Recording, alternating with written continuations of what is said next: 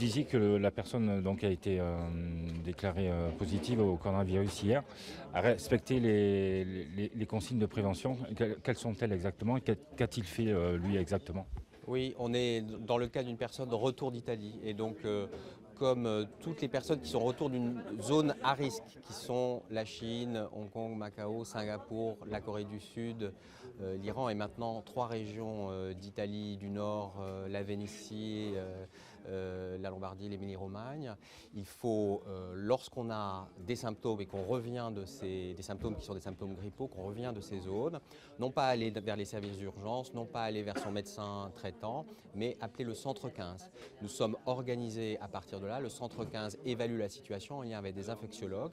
Et si les experts considèrent que vous êtes un cas possible de coronavirus, alors on vous teste et on vérifie si vous êtes ou pas contaminé. C'est bien ce système-là qui a fonctionné et qui a permis de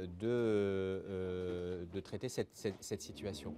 La personne elle-même, revenant d'Italie, donc a appelé le 15 et elle a été prise en charge dans le dispositif comme prévu.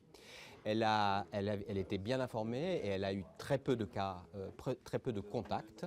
Et là aussi, il est important de rappeler que lorsque vous revenez de ces zones à risque, même si vous n'avez pas de symptômes de type grippaux, vous devez essayer de limiter vos contacts, suivre votre situation, prendre votre température et puis essayer, si vous le pouvez, d'éviter les contacts sociaux. Si vous pouvez télétravailler, évitez de télétravailler et puis éviter d'être en contact avec les personnes fragiles. C'est pour ça notamment que nous demandons aux enfants qui reviennent de ces zones-là de ne pas aller à l'école pendant la période de 14 jours.